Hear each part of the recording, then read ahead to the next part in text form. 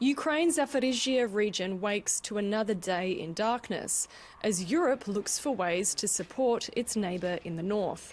The International Monetary Fund says Ukraine needs €137 billion over the next 2 years to keep its budget afloat and defences running. European leaders could deliver a Christmas miracle by unlocking funding for the war-torn country at a crucial summit in Brussels on Thursday. The Belgian Prime Minister Bart de Wever is poised to play a decisive role.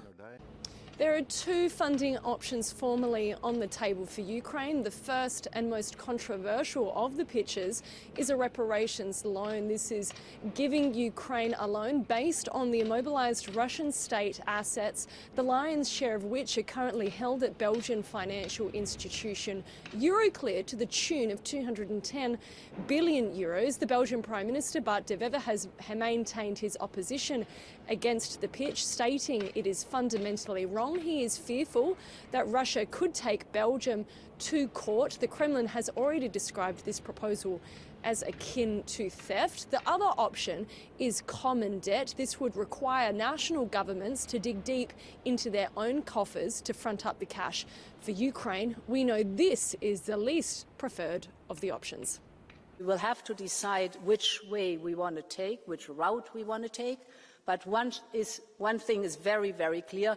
We have to take the decision to fund Ukraine for the next 2 years in this European Council.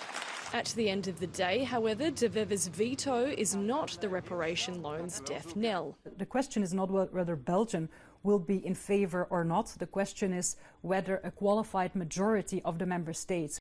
At the meeting, leaders will also tackle growing the European Union, the long-term budget and how to stay competitive in a shifting global economy. Leaked draft conclusions state leaders will encourage enlargement at speed with a focus on internal reforms. Aspiring members need to continue their reform efforts, notably in the area of rule of law, in line with the merit-based nature of the accession process and with the assistance of the EU. Corruption scandals in Ukraine have sharpened scrutiny of its EU bid. But a recent meeting between EU enlargement chief Marta Koz and Ukraine's Deputy Prime Minister for EU Affairs Taras Kachka firmed up a roadmap. The aim? That when member states give the enlargement green light, Ukraine is already prepared. Kyiv's path to EU membership is clearer, but how it will be funded is not, with everything riding on this week's Brussels summit.